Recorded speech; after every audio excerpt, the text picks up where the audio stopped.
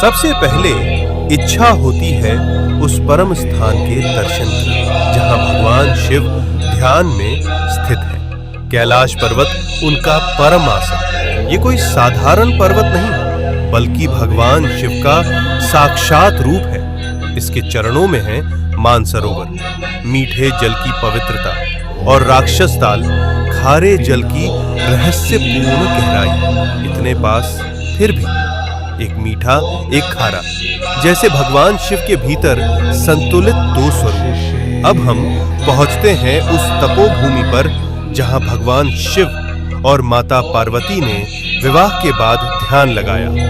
ये है आदि कैलाश, उत्तराखंड के ऊंचे हिमालय में स्थित, जहां आज भी उनकी ध्यान ऊर्जा का कंपन महसूस होता है। यही है गौरी कुंड और पार्वती सरोवर। ये पर्वत नहीं, शिव पार्वती की जीवित उपस्थिति का केंद्र है, इसलिए कहलाता है छोटा कैलाश।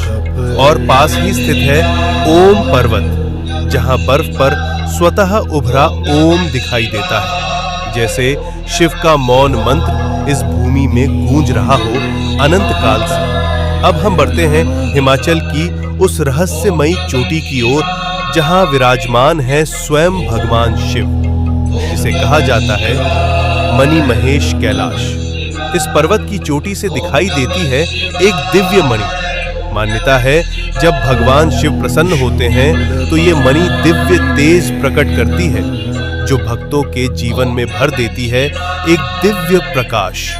इसके चरणों में स्थित है पवित्र मणि महेश झील, जहां हजारों श्रद्धालु हर वर्ष स्नान करते हैं और भगवान शिव का आशीर्वाद प्राप्त करते हैं। अब हम पहुंचते हैं हिमालय की उस ऊंचाई पर जहां की हवा भी हर हर महादेव का जप करती है।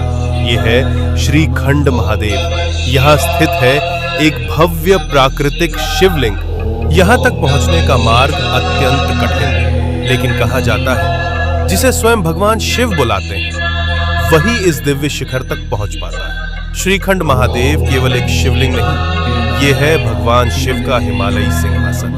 अब हम पहुंचते हैं भगवान शिव के एक और दिव्य धाम पर, हिमाचल की उस रहस्यमयी भूमि में किन्नौर कैलाश। यहाँ स्थित है सदियों पुराना एक विशाल शिवलिंग, जो अपने आप में अपार ऊर्जा समेटे हुए है। और कहा जाता है यात्रा के दौरान कई भक्तों को ब्रह्म कमल के दर्शन भी हुए हैं। ओम नमः शिवाय। ओम नमः शिवाय।